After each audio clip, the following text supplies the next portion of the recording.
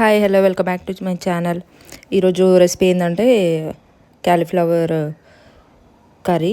Actually ఏంటంటే నేను 2 cauliflowers తీసుకున్నా. ఫస్ట్ దాన్ని బాయిల్ చేసిన తర్వాత ఒక ప్యాన్ తీసుకొని ఆయిల్, పచ్చిమిర్చి, పుదీనా, ఉల్లిగడ్డ, అల్లం ఇవన్నీ వేసి కొద్దిసేపు బాయిల్డ్ అయిన తర్వాత మ్యాక్సిమం అయితే ఆనియన్ బాగా బాయిల్డ్ అయిపోవాలి. తర్వాత టమాటో తీసుకున్నా.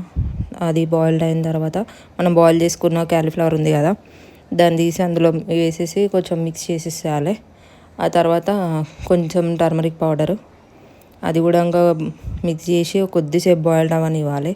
అది బాయిల్డ్ అయిపోయిన తర్వాత కారం, ఉప్పు, ధనియాల పొడి, గరం మసాలా, ఇంకా ఏమన్నా మసాలా మనం యాడ్ చేసుకోవాలి స్పైసెస్ కోసం అంటే అవి యాడ్ చేసుకోవచ్చు. నేను అయితే ఏమీ యాడ్ చేసుకోలేదు, నార్మల్ సింపుల్గా కుక్ చేసేసిన.